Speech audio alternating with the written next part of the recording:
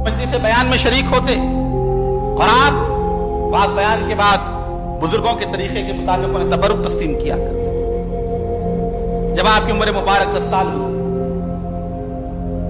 آپ کے والد ماجد کا انتقال ہوا.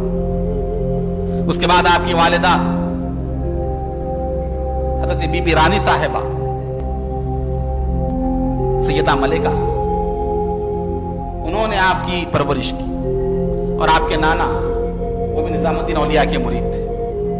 بچپن ہی سے جو ہے وہ حضرت کے سامنے محبوب الہی کے واقعات سنایا کرتے تھے.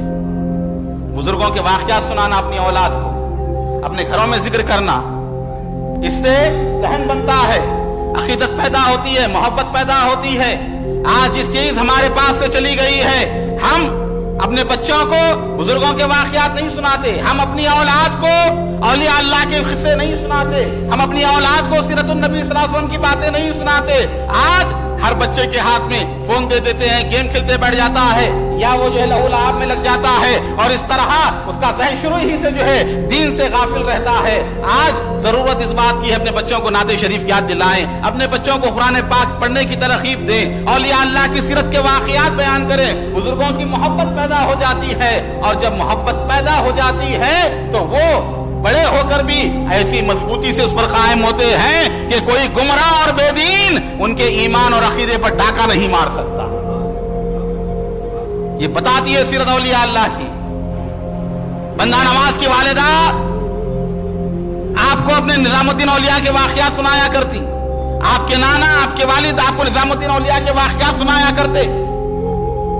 سنتے سنتے نظام الدین اولیاء کی محبت آپ کے دل میں آ گئی، چاہت آ گئی. ہوا کیا؟ اثر دیکھیے، تعلق کیسا ہوتا ہے.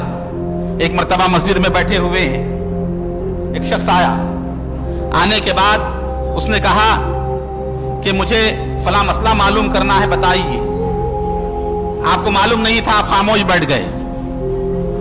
کہا کہ تھوڑی دیر سے آؤ، بتاؤں گا معلوم کر کے. وہ شخص چلا گیا. تھوڑی دیر کے بعد آپ مسجد میں بیٹھے دیکھ رہے ہیں کہ ایک عظیم المرتبت بزرگ جن کے چہرے سے بزرگی کے آثار نمایاں ہیں، بڑا نورانی چہرہ، پاکیزہ لباس، مسجد میں تشریف لائے. آنے کے بعد سیدھے مسجد میں آئے. آنے کے بعد نماز شروع کر دی. نماز پڑھ رہے. سید محمد کے سدراز دیکھتے رہے غور سے ان کے نماز پڑھنے کو. پوری نماز کو غور سے دیکھا. پھر جو مسئلہ آپ کو معلوم کرنا تھا وہ آپ نے معلوم کر لیا دیکھ کر. تھوڑی دیر ہوئی وہ غائب ہو گئے. وہ شخص آیا تو آپ نے مسئلہ بیان کر دیا اس کو نماز کے متعلق. گھر کو گئے، جا کر جو ہے اپنے نانا جان سے واقعہ بیان کیا کہ نانا جان آج مسجد میں ایسا واقعہ ہوا کہ ایک اجنبی بزرگ آئے اور انہوں نے مجھے اس طرح کی جو ہے نماز کی جو ہے ادائیں بتائی اور نماز پڑھ کر غائب ہو گئے.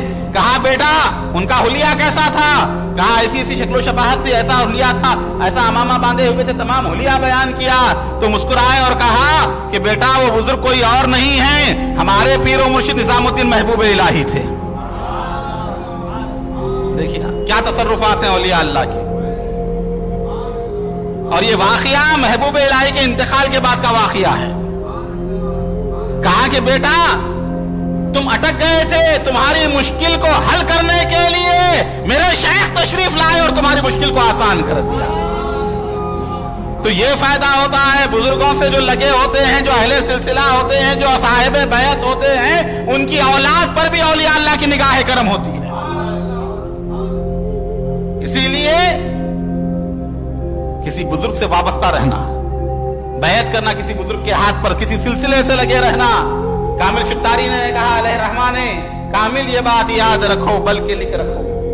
کامل یہ بات یاد رکھو بلکہ لکھ رکھو، خالی نہ جائے گی کبھی نسبت کسی کے ساتھ.